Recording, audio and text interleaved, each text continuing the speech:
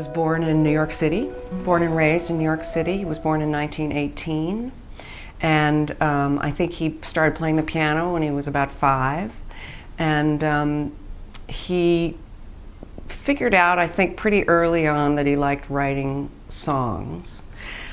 He was going to be a pilot at one point and go to war.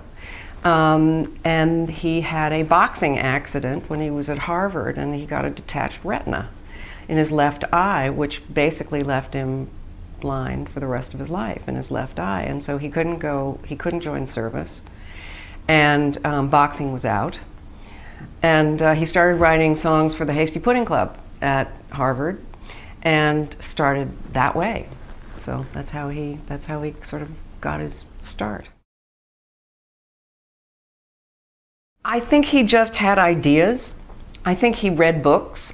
He was extremely educated and informed about everything under the sun. He read Once and Future King by T.H. White, and, said, gee, this portion of that book would make a great musical. And it's a legendary story. And so that's where it came from. And so he and Fritz started to write.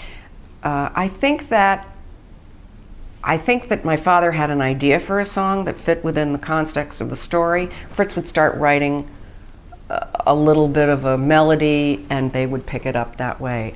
I don't know whether he did that with other composers, because he worked with lots of composers through his life, but I can't really say exactly.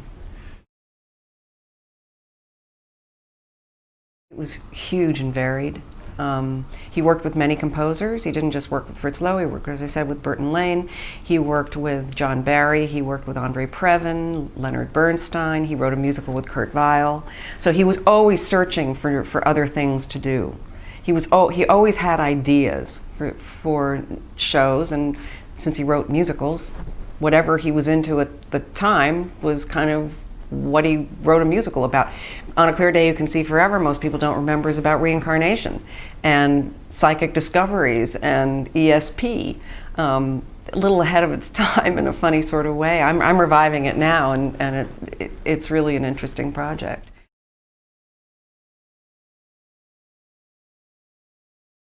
That was something that we talked about because the world was in such turmoil, our country was in flux, people weren't happy, and so if you think about the political context of Camelot, it was the first jury, trial by jury, which King Arthur came up with. And I think that a round table is diplomacy as opposed to going to war and violence. And I think those are pretty lofty things. And so when Jack Kennedy came to see the show, because he and my father went to school together at prep school and at Harvard as well, and they knew each other quite well. So when he came to see the show, he fell in love with it. And he loved the score. And he apparently had an album and played it at night in the resident quarters at the White House. And it was his favorite thing to listen to in the evenings. And that's kind of how the whole connotation of Camelot came, because he came at the same time, and his ideals and his politics, sort of caught fire in the country. And I think that was a big connection. And so that's why Camelot has been always, sort of put together with President Kennedy. I'd had a business for a long time. After I was divorced and raising my daughter, I had a very successful interior design firm in New York, and I worked all over the country for many years.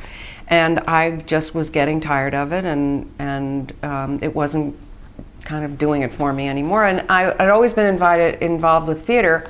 I was on the board of a not-for-profit theater here in New York for maybe a dozen years, and so I got to be involved with contemporary not-for-profit theater. Not so much commercial theater until a little bit later, when I decided to take it on. And I knew it would be a long haul because I was basically going to be learning a new business from scratch. And although I ran a business, this business is very different. And so, needless to say. And so I kind of, in my mind, gave myself 10 years. I'll keep doing what I'm doing, and I'll get involved with some projects, and I'll see how far I can get in 10 years. Well, that was 13 years ago. I've done the Camelot production. That was my first production, and now I am doing a revival of On a Clear Day You Can See Forever, taking a show that had a very difficult book, and I'm now on my second partner, third writer, and we are opening most likely on Broadway next year. What I have learned is that all of this is developmental, and you cannot rush things if they're going to be good. And you really have to listen to what you see and what you've created to see if it really has legs or not. And being a fairly impatient person, that was a hard lesson for me, and still is. But I've never been so passionate about anything before. Well, I sit in meetings and very often don't say a word, and I just listen. I also think that I have some background, obviously, in theater going and being sort of through osmosis, knowing instinctually things about the theater. But I've really had to listen and get involved with people who have had success, see as much theater as possible, meet as many people as possible. And I'm very fortunate because of my background. Most people will talk to me. Whether I make a fool of myself is another story, but anybody will talk to me. So I also see that there are good producers and bad producers, and choices that producers make based on marketing down to creation of scenes. Creative team, putting together a creative team is not an easy thing. And although it's all subjective in so many ways, you have to follow your gut. That's the other thing that's so important. If you start to second guess yourself a lot, you'll make more mistakes than if you just listen to your immediate gut. I remember when I was in my early 20s, my father said to me, you know, you have to have a passion. You have to have a passion in life. And I was very, very perplexed by that because I didn't feel that way about anything that I was doing.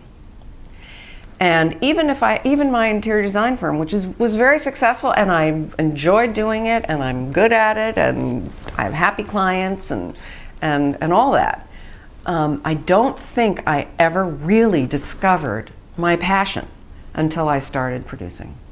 So what I would say is keep that in mind when you're exploring what you might do with your lives.